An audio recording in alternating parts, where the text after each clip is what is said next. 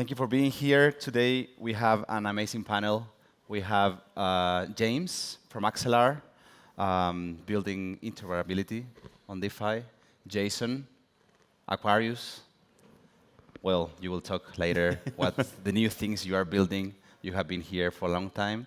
And we have Amit from Excelar, building building stablecoins, yield-bearing stablecoins. So my name is Esteban. We are building also decentralized exchanges and other DeFi protocols. And so please, I would like you to present yourself quickly. Who are you and what you are building on DeFi on Sorbonne?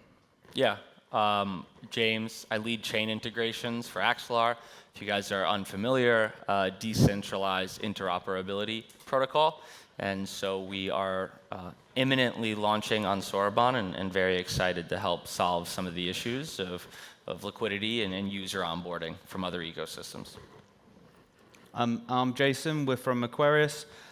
We are a liquidity layer built on Stellar to incentivize market making and liquidity provision. We launched our own Aquarius AMMs this year, which we're slowly building more TVL for. And into next year, we'll be building a yield bridge over to EVM chains to bring more liquidity over to Stellar. And that's our main focus, is to bring more liquidity over to the Stellar network. I'm Amit, and we are tokenizing real-world asset yields as well as delta-neutral yields on crypto. We recently launched a treasury-backed yield-bearing dollar stablecoin on Stellar. And yeah, really excited to get that being used on DeFi. Thank you. So Jason, you are the one that have been the longest time in Stellar ecosystem, building DeFi even before Sorbonne. What do you see that where the capital is moving when you have smart contracts now? Is it still in Classic? You built recently an AMM. We're still seeing most people use Classic Stellar at the moment, just because we're still trying to, for us, we're trying to finalize our audits. Obviously, everyone wants to be safe, secure before moving any TVL over to us. So we're still seeing a lot of use in Classic, but we know overall, I think it's about 15 million in TVL on Classic AMMs, which still isn't quite enough. So we know we definitely need to try and push for more TVL to not only move to Stellar, but also to Sorbonne and hopefully into Aquarius AMMs, you guys with SoroSwap and many other places where that liquidity is needed.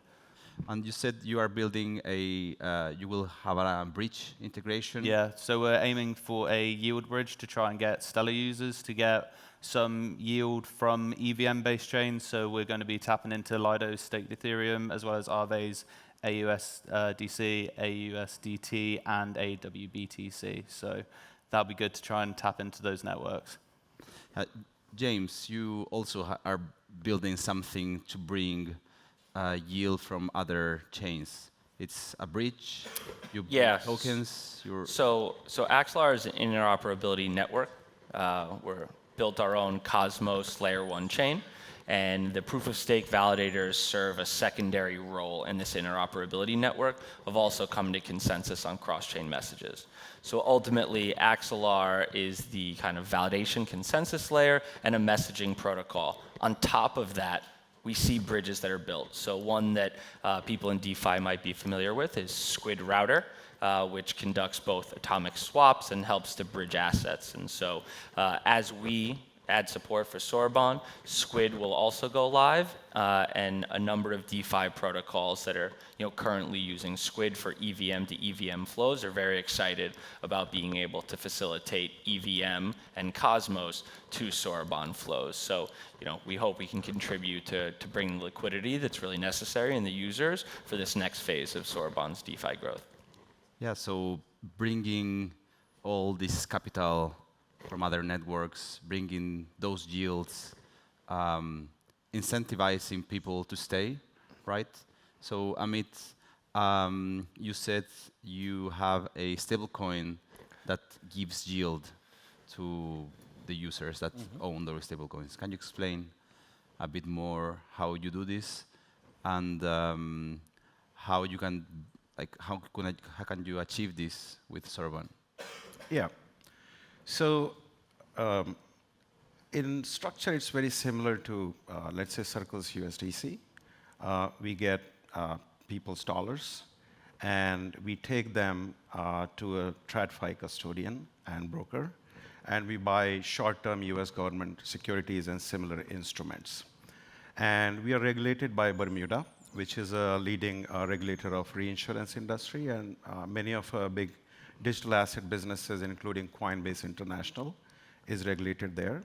So we are essentially generating yield from the reserve assets, and that's passing back to the users, as opposed to what Circle and Tether are doing, which is essentially they're managing money in those reserve assets, but not passing back the yield. So that's the primary difference. And yeah, I mean, stablecoins that we have until now have solved the payment problem. But when you are using blockchain, you can actually have a single solution that could be a payment as well as saving instrument. That's what XUSD is about. So now you don't need, for example, a corporate treasurer to worry about how much cash to keep on hand to make payments versus how much to invest in securities, which is what treasury securities, which is what they typically do. Any intervention you would like to say, or we can go to next topic?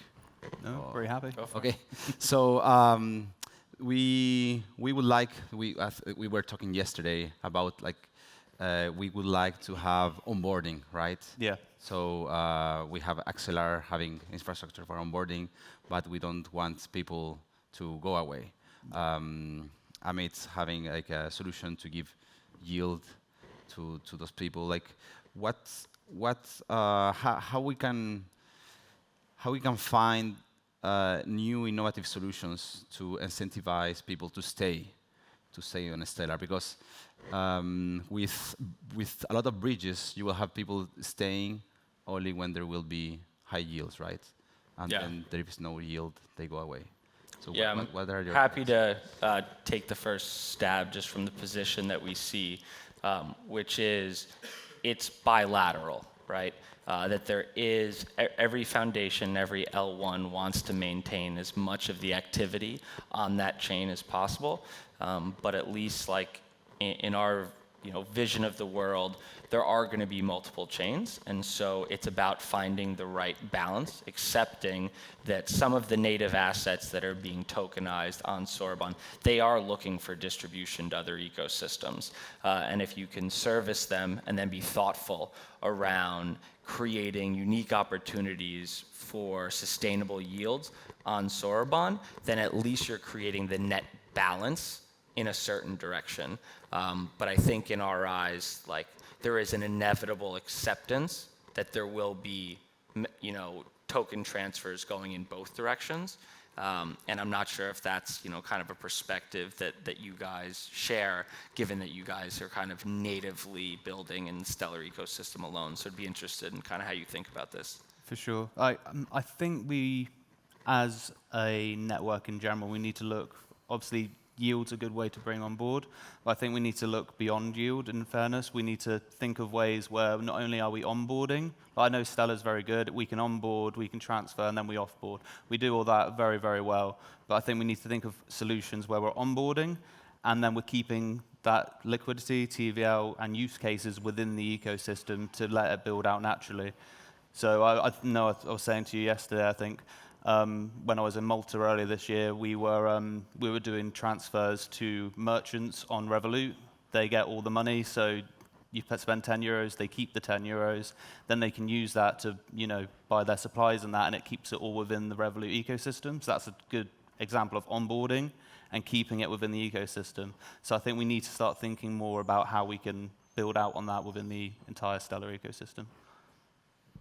Yeah, and Marcus, he just showed us other ideas on how we can bring this liquidity into Stellar, into Sorbonne, into this new DeFi ecosystem that we didn't have before. But Stellar is strong having on and off ramps. Mm-hmm. So even Stellar will always be used as a gateway to off ramp and on ramps, but we want to we want people to stay their liquidity here, exactly. stake their liquidity here, right?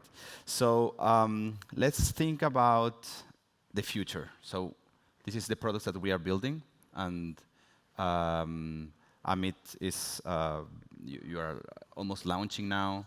We launched, actually. You launched recently. Yeah, you launched recently. Aqua, AMM also launched recently. Excelar is launching the integration. But let's think about in 3 years. So what new protocols you would like to see from now to the near future of Stellar? Oh. I mean, I think the question is about how do we attract more TVL, right? And how do we bring in sticky users? And for that, what type of infrastructure we need to build, right? I think what we need is essentially on Stellar, bring in users who are going to be sticky for some reason. For example, I'll give you an example. We are working with an on-chain insurance company. So the way on-chain insurance works, I mean, the way real-world insurance works, that there's a platform that goes out, finds investors, creates a pool of money, and then sells insurance based on that. So if there is a call, somebody needs to basically get paid, they get paid from the pool. But ultimately, the investors get paid the premium plus treasury yield, because these companies invest the pool of assets into government treasuries. Now, if you have same solution on, let's say, a blockchain network, and you cannot earn treasury yield, then this will not work, because you are kind of missing 4% right now, right? You won't get investors attracted on this. So what we can do with our XUSD stablecoin is that have these on-chain insurance companies use XUSD as collateral, and given we are regulated and these companies are also regulated, they can easily get approval from their regulator to accept this as a collateral. So it actually solves a problem, right? And if now they come to Stellar network and use XUSD, it won't be easy for them to switch to another network, or nor they need to, right? But once they come, they would need, sometimes they will want to rebalance their portfolios, so they might not want to sell the XUSD in market, but borrow against it. So we need something like blend protocol, where they can go and supply XUSD as collateral and borrow USDC against it. So kind of mimicking the repo market that we have in traditional finance. Or they might want to swap on a weekend, and let's say we don't have enough liquidity, so there could be an AMM protocol where they could actually swap XUSD with USDC, and they might have better off-ramp using USDC. So I think we already kind of have a decent amount of infrastructure, and what is being built in terms of AMMs and lending protocols is what can get us to basically next stage in next 2 to 3 years. Want to take something? Or before we go to the asking the audience? I think the Stellar ecosystem has two unique kind of properties for potentially kind of maintaining liquidity in users, and one of them is some of the real-world use cases in emerging markets, and being thoughtful about having very simple UXs that abstract away a lot of like the underlying what the asset is. People want to convert from their local hyperinflationary asset into USDC. And I've heard a lot of people on the SDF team talk about some of the interfaces that are being built where it's just represented as USD. And should you want a savings account, you could actually move. And what's abstracted on the back end is that conversion from, say, USDC to a yield-bearing stablecoin. And that's just a very thoughtful, simple UX to onboard net new users, and those users aren't chasing yield, on the next L2. Those are people that have been bought into the Stellar ecosystem, and that's TVL, where in cases where that yield-bearing stable might not be natively issued, Excelar would be the distribution channel for bringing that yield-bearing stable on. So there's this kind of mutual benefit to us, but I think very interesting just for the story of Sorbonne. The other is on the institutional, tokenization side. Stellar has really built a great reputation as being regulatory compliant and thoughtful around those sets of issues that institutions have. And a lot of those assets cannot be easily distributed within DeFi. You need to be a KYC or white labeled account. And if Stellar can continue to be one of the leaders in tokenization for real world assets, that's also a sticky microcosm within DeFi where you're not going to see the flight of that capital because of kind of those guardrails around distribution of those specific assets.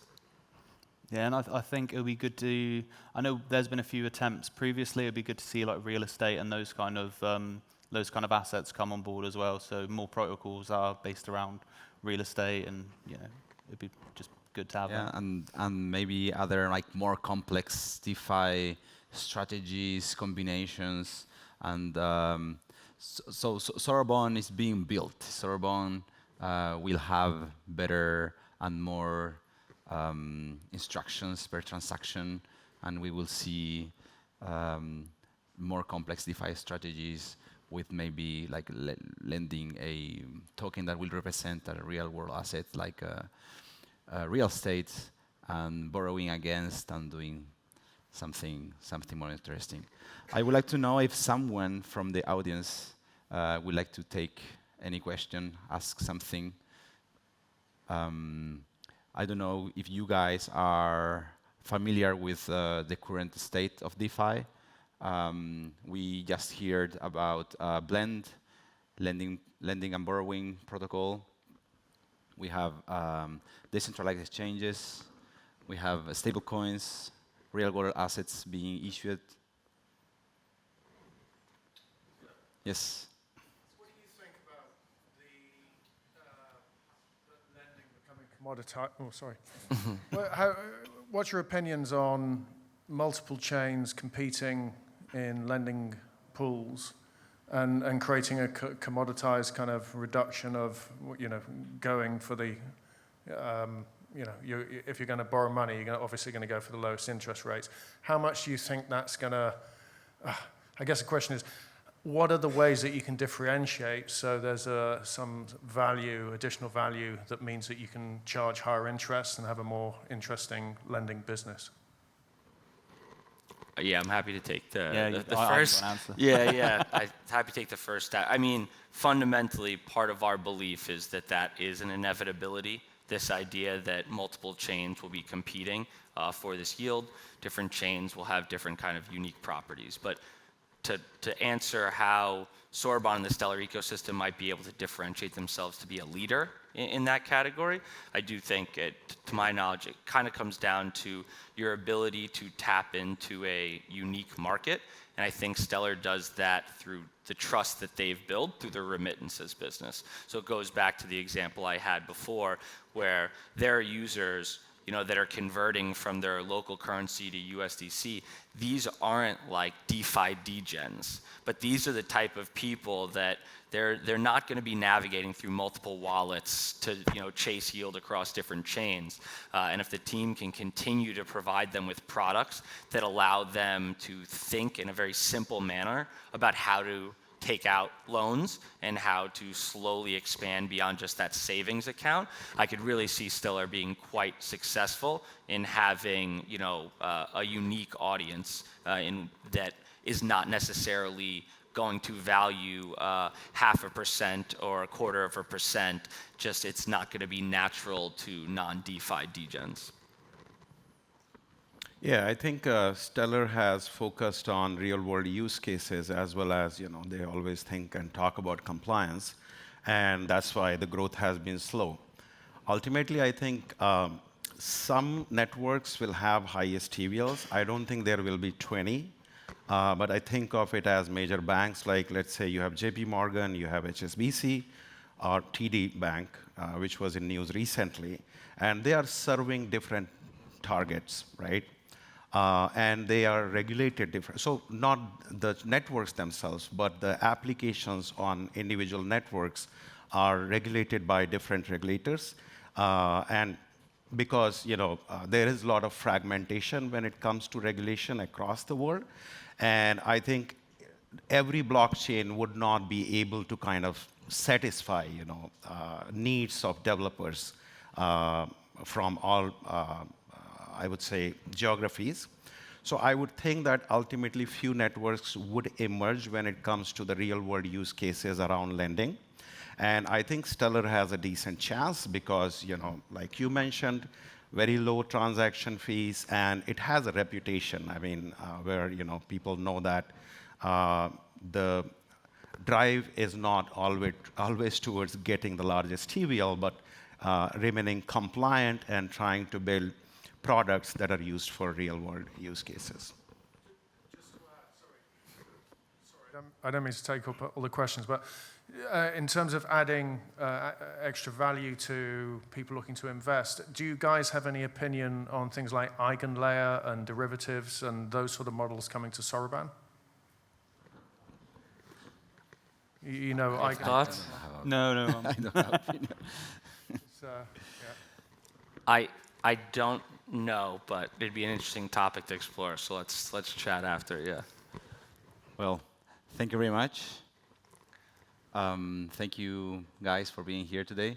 Any final thoughts? If you have 2 seconds, 3 seconds to say something, invite the audience to follow your project. Or If you are a business and holding stablecoins, hold XUSD. It pays you 4%. I'll just say, if you want to check us out, just go to aqua.network and just see what we're doing with our new liquidity pools, and just have a little play around, see what we're building on Soroban. If you're building a DeFi protocol, looking to onboard users in Liquidity, please come find me, and let's talk about how once Excelar launches, we can help out. well, thank you very much.